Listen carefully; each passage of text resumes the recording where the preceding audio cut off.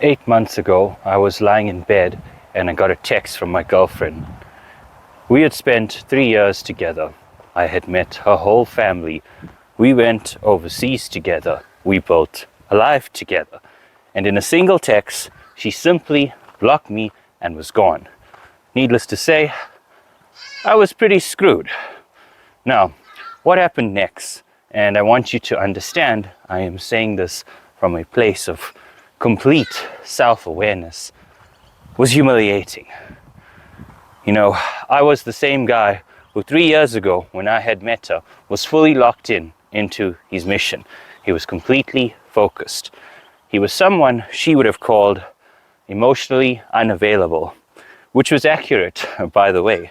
And that guy, in just a span of 48 hours, completely fell apart. I sent her written essays, not texts, essays, plural, multiple documents with structure. I had a thesis statement. I had supporting arguments. I cited specific examples from our relationship in the past as evidence. This girl just wanted to end things with me, and I submitted a full legal briefing making my case for reinstatement. Bro, voice notes, pleading, begging, the works. A full 2-week dedicated campaign to convince a woman to change her mind about me, which, if you have never tried the strategy, let me save you some time. It does not work, not even a little. And here's the part that truly got me. Just 1 month later, she moved in with a new guy. We dated for 3 years. She blocked me, and she had a new man in her life in 30 days. I want you to sit with that, like really sit with it. 3 years of a shared life, and administratively, the turnaround was a month. That is genuinely impressive. I'm almost in awe. Like, logistically, she was pretty efficient. To this day, she hasn't reached out, not once. She hasn't even checked if I'm alive. I could be genuinely dead right now, and she would not know. And mind you, we basically shared together. And mind you, we basically shared a life together. Anyway, since then, my life has considerably improved. So 8 months ago, here's exactly what happened, and more importantly, exactly what I did. Because before we get to what actually worked, I also need to tell you, unfortunately, about the 1,000 hours that I wasted. Yes, you heard right, 1,000 hours. I wasted 1,000 hours watching breakup content. That is just sad. I watched every Get Your Ex Back video on the internet, every single 90-day silence breakdown, every guy in his car telling you that if you send the right text at the right time, she'll just come running back to you. I watched a multi-part series on female attachment psychology. I even did some worksheets. I wish I put this much effort into med school. At one point, I was genuinely calculating what to say to her based on her Myers-Briggs type. I wish this was a joke, guys. I wish this was for exaggeration. I was out here basically completing a postgraduate degree in how to get this specific woman back.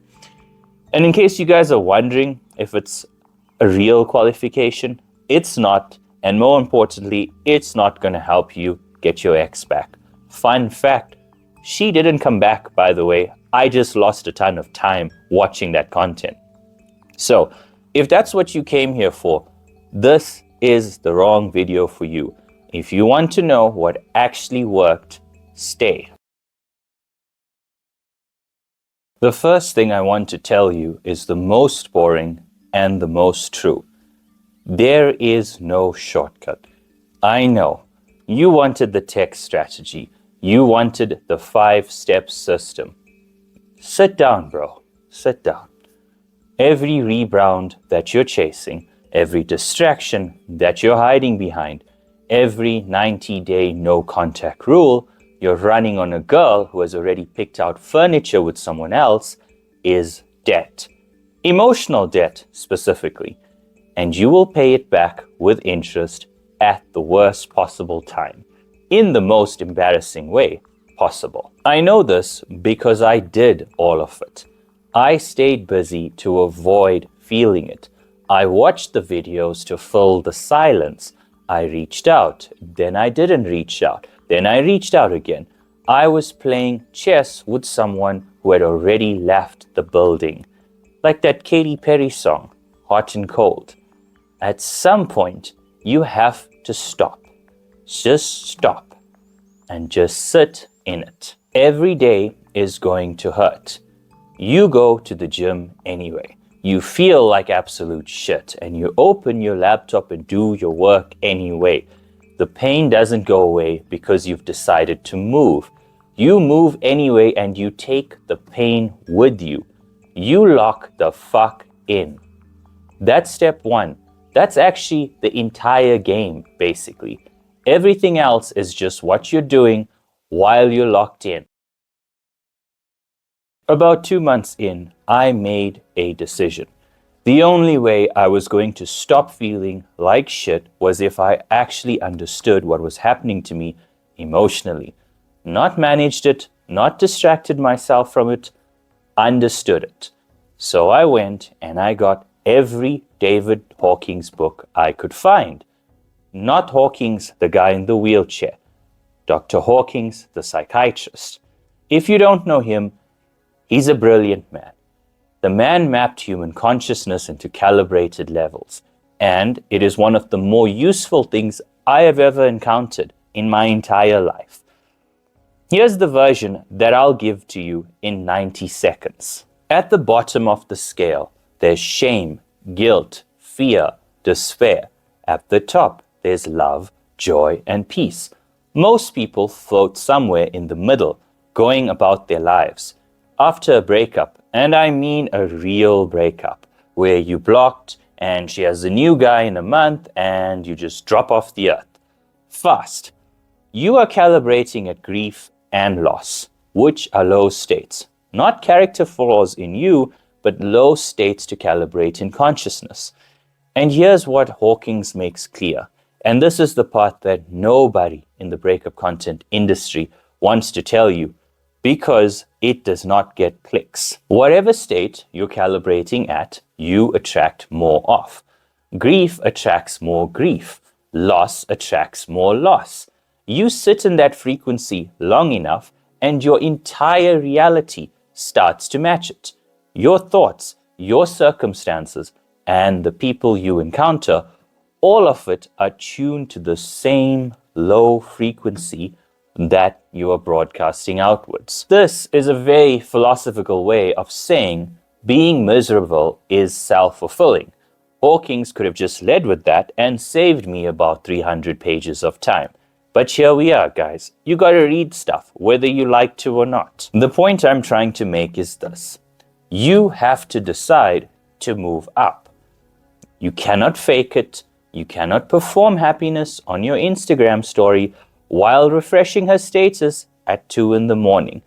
You have to decide to understand what you are actually feeling and why, and then choose not to be ruled by it. You need to feel it without becoming it. Don't be attached to the emotions.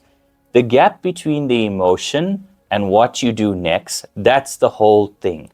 That's where everything changes. Okay. Once your emotional house is somewhat in order, we need to talk about focus. And I'm going to give you this one straight because it does not need dressing up. You either chase women or you chase success and women chase you. That's it. That's the tweet. Print it out, laminate it, whatever. The energy I was spending doing forensic analysis of her Instagram, that energy went somewhere else.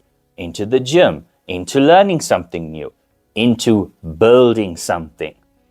You have a finite amount of attention. Right now, in your lowest moment, it is the most valuable it has ever been. because pain is fuel, and fuel, if you are even remotely intelligent about it, can take you somewhere. It can take you somewhere amazing. Point the fuel at something that builds back. And I mean actual work. Not I started a gratitude journal work. Not 3 things every day that I'm grateful for, like a roof over my head. No, actual hard work. The hardest you have ever worked in your life. For me, it was going to the gym every day. It was actually getting a new wardrobe. It was actually working for 12 to 16 hours every day, teaching myself software engineering. It was actually caring about how I showed up physically for the first time in years. Looks maxing. I said it. Yes, I mean it. Not hitting yourself in the face with a hammer. That's retard maxing. No, I mean actually taking care of yourself in an intelligent way. I learned a completely new field from the ground up. I built an app. I ran a channel. The channel got monetized. Life changed. Now, I want to be completely transparent about something. My motivation for the first few months was entirely petty. Pure, uncut pettiness. The specific fantasy of her eventually coming across evidence of my life and having to sit with it and think about what she walked away from and feel bad, regret her decisions. Here's the thing, guys. Here's what you need to realize. She probably won't. And if she did, she probably wouldn't care. She's not with you. If she's not with you, she doesn't care about you. It's simple. This is both humbling and, once you accept it, extremely freeing. Because here's what I learned about revenge as fuel. It doesn't actually matter. The motivation is generally irrelevant. Whether it's revenge or proving a point or pure spite, if it gets you in the gym, it gets you in the gym. If it gets you doing your work, it gets you doing your work. The results don't check your reason. And quite frankly, everyone only cares about the results. And this is the part I didn't expect, is that in the process of wanting to prove your point to someone who isn't watching you, you realize something.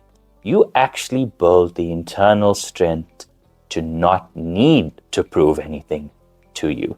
That feeling, that constant voice in your head saying, I'll show her, it quietly becomes, I'll show myself. At some point, I stopped thinking about her and I started thinking about me. Not because I got over it, because I started realizing something simple. I am stuck with me. She got to leave. I don't. I have to live with this person every single day for the rest of my life.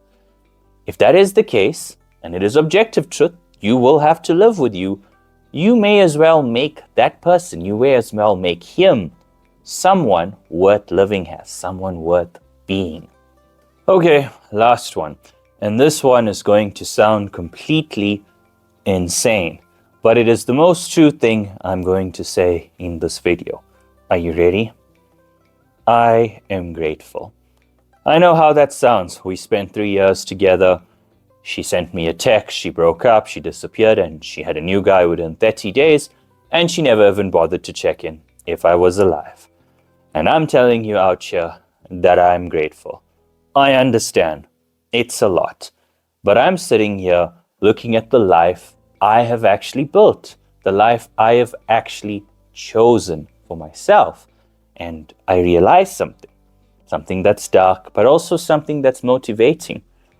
The progress that I made would not have been possible if she had not shared that text. Like, if she never sent me that, I wouldn't be here. Every single skill I developed, every version of myself I had to become, all of it activated by that singular text, by the worst day I had in many years of my life. She didn't just break up with me. She accidentally handed me the biggest catalyst of my life. And I genuinely wouldn't give it back. 3 years together, a text, a block, and she was gone. And maybe she was not wrong. Maybe she was right to leave me. You know why? because the guy she broke up with deserved it. Honestly, he had stopped growing. He had gotten comfortable. He was coasting on the idea of himself rather than actually being it. That guy needed to go. The breakup did not ruin me. It just finished that guy off faster. In just a period of 8 months, that's all it took. That's all it took to completely reinvent my reality from the ground up. Now, I did not do this to get over, as per se. I don't think that's really it. But I did it to build something worth protecting. A life you'd actually choose, not just one you ended up in. That's the true lesson here. If you're in it right now, if you're in your bed reading the text, about to draft your 4th essay on why you and your ex should stay together, I'm not going to tell you it doesn't hurt.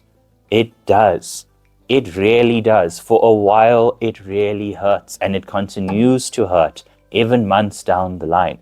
But every single day that you show up in the gym, every day that you work on your laptop, every day that you sit in the pain, you are still moving. You are moving forward. You are building the person that exists on the other side of reality from this experience. And that person is going to look back at that text message and feel exactly what I feel right now, which is gratitude. Drop a comment if you're watching this. I'm actually going to read them. And if this hits, share it with someone who actually needs it. I'll see you in the next one. Thanks.